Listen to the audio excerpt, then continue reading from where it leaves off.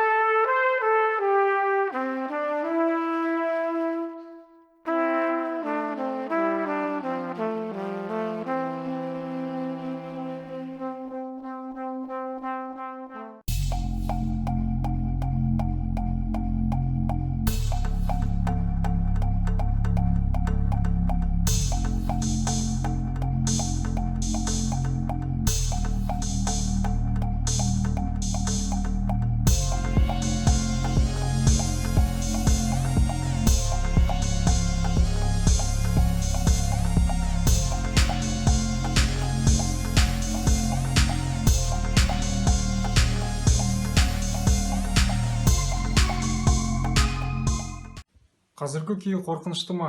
Өкінішке орай, бос қалған кәсіпорындар еліміздің барлық жерінде бар. Осы кәсіпорындарды қалпына келтірсе, қаншама механизм іске қосылар еді шіркін. Ауыл шаруашылығы, мәдениеттің дамуы, логистика, сауда-саттық, жұмыссыздықтың азаюы, міне осы 5 мәселе шешілер еді. Ендеше, әлемнің және отандық тігін фабрикалардың жұмыс процесіне мән берейік.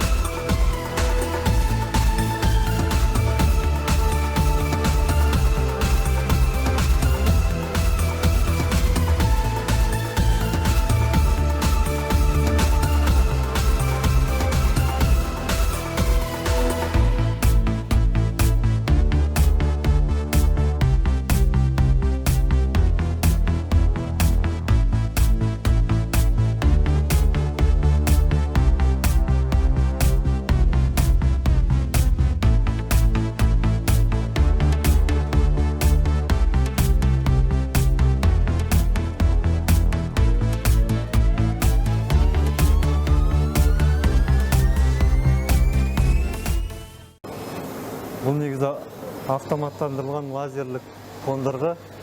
Өте кереметтілігі 10-20 минуттың ішінде 50 комплект форманы дайындап шығарады. Кесіп шығарады. Менің операциям мынау шалбардың алды. Осыны дайындаймын. Күніне 60-70 штук бірлік. Біз жұмыспен қамту бағдарламасы бойынша бір ай дайындалып, осыны жұмысқа келдік.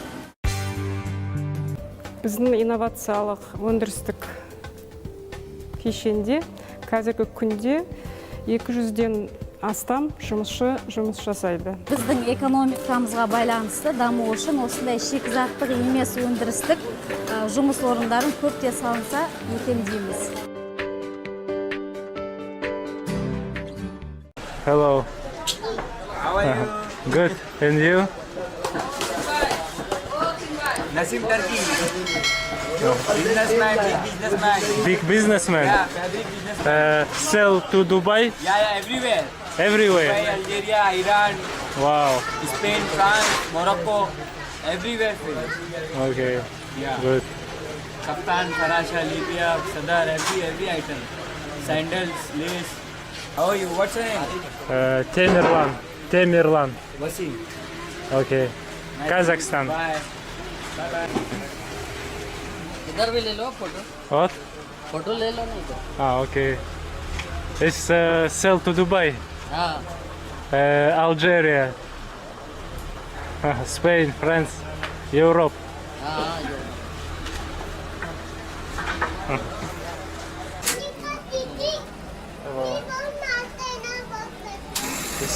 Short.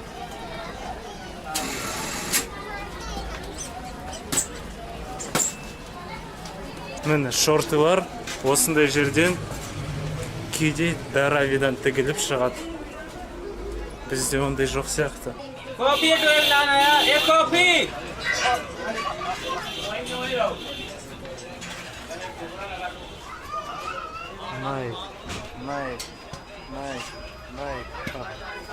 Nike фабрика.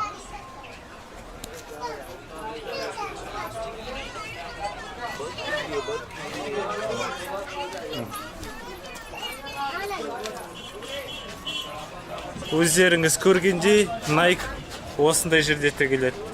Китайский емес, индийский Nike'тар. В разные эпохи были разные всемирные фабрики. Например, с начала промышленной революции всемирной фабрикой была Англия. Потом эту роль частично взяли на себя Соединенные Штаты. А теперь и у Китая есть все для того, чтобы стать новой всемирной фабрикой.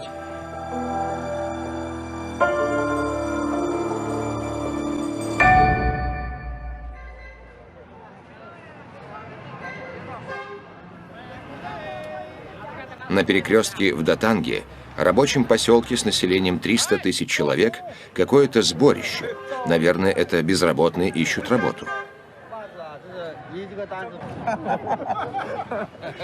Но нет, удивительно, но эти люди не безработные, а фабриканты, ищущие рабочую силу.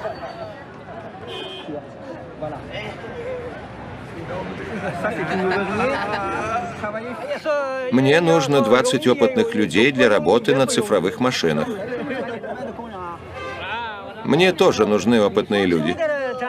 Заводов все больше, а рабочих все меньше. Особенность Датанга не только в том. Улицы наводнены работодателями. Такой городок – образец так называемого китайского промышленного кластера. То есть было решено, что он будет специализироваться лишь на одном виде деятельности. Поэтому Датанг – это носочный город. Видите все это? Это фабрики. И это тоже изготовитель носков. Мы – это носочная столица мира. Нас весь мир знает.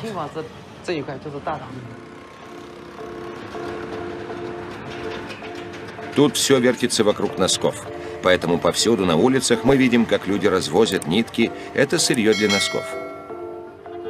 Но больше всего впечатляет вот это огромное здание в центре городка.